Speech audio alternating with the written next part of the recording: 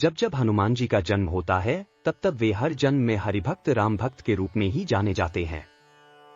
यह समझने योग्य बात है। हनुमान जी का संपूर्ण जीवन श्रीराम के कार्य के लिए ही समर्पित है।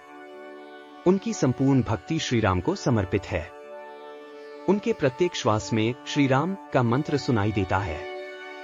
उनके प्रत्येक चिंतन के साथ श्रीराम की छवि जुड़ी हुई है। श्रीराम से ही उनके जीवन को अर्थ मिला है। वे प्रत्येक स्थान पर श्रीराम के दर्शन कर सकते हैं। उनके लिए प्रत्येक शास्त्र और उसमें कही गई बातें श्रीराम की ओर ले जाने वाली हैं।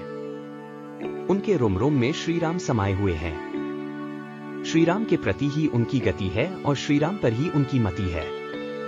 श्रीराम के बिना जिनका अस्तित्व ही असंभव है, ऐसे हनुमान जी प्रत्येक जन्म में हरिभक्त के रूप में प्रतिष्ठित हों, यह स्वाभाविक है। परंतु प्रश्न यह है कि हनुमान जी तो चिरंजीवी हैं। जिस व्यक्ति की मृत्यु होती है उसका पुनर्जन्म होता है। हनुमान जी का पुनर्जन्म तो संभव ही नहीं। हनुमान जी प्रलय तक अस्तित्व धारण किए रहेंगे। जहां उनका अस्तित्व शाश्वत है, वहां उनका आगे जन्म कैसे संभव हो सकता है? रामायण में एक प्रसंग आता है। श्री राम जब अपने धाम लौटने की तैयारी करते हैं, तब हनुमान जी का प्रश्न उठता है। हनुमान जी का यह आग्रह रहता है कि इस तरह मुझे छोड़कर श्री राम जा नहीं सकते। उस समय पृथ्वी के भीतर एक दरार उत्पन्न करके श्री राम अपनी अंगूठी उसमें सरका देते हैं। फिर हनुमान जी से कहते हैं कि इसे लाकर दो। हनुमान जी सूक्ष्म रूप धारण कर उस दरार में प्रवेश करते हैं और अंगूठी लेने के लिए पृथ्वी के भीतर गहराई में उतरते जाते हैं। वे पाताल लोक तक पहुंच जाते हैं। वहां नागराज उन्हें बताते हैं कि आपके हर अवतार में श्रीराम इसी प्रकार आपको यहां भेजते हैं।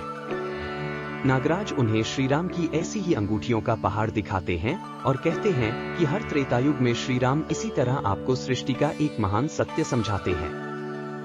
हनुमान जी समझ जाते हैं कि श्रीराम हर त्रेतायुग में अवतार धारण करते हैं। उसी प्रकार हनुमान जी के भी अनेक जन्म हैं और श्रीराम ने भी अनेक बार अवतरण किया है। इसलिए जितनी बार हनुमान जी जन्म लेते हैं, उतनी बार वे श्रीराम के भक्त के रूप में प्रतिष्ठित होते हैं। अस्तित्व 3 स्तर का होता है: स्थूल, सूक्ष्म और कारण। जैसे स्थूल अस्तित्व जन्म लेता है, वैसे ही सूक्ष्म अस्तित्व भी जन्म लेता है।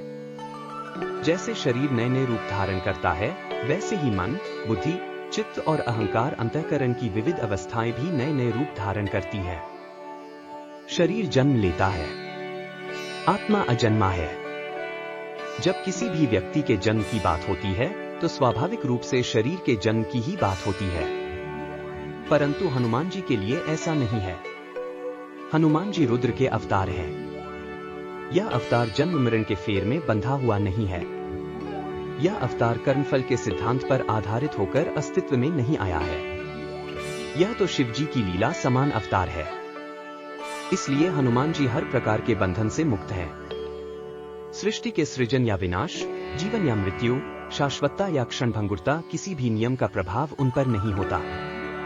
इसलिए ऐसा प्रतीत होता है कि जहां जन्म हरिभक्त कहाई की बात जन समाज में भक्ति के महत्व को स्थापित करने के लिए कही गई है।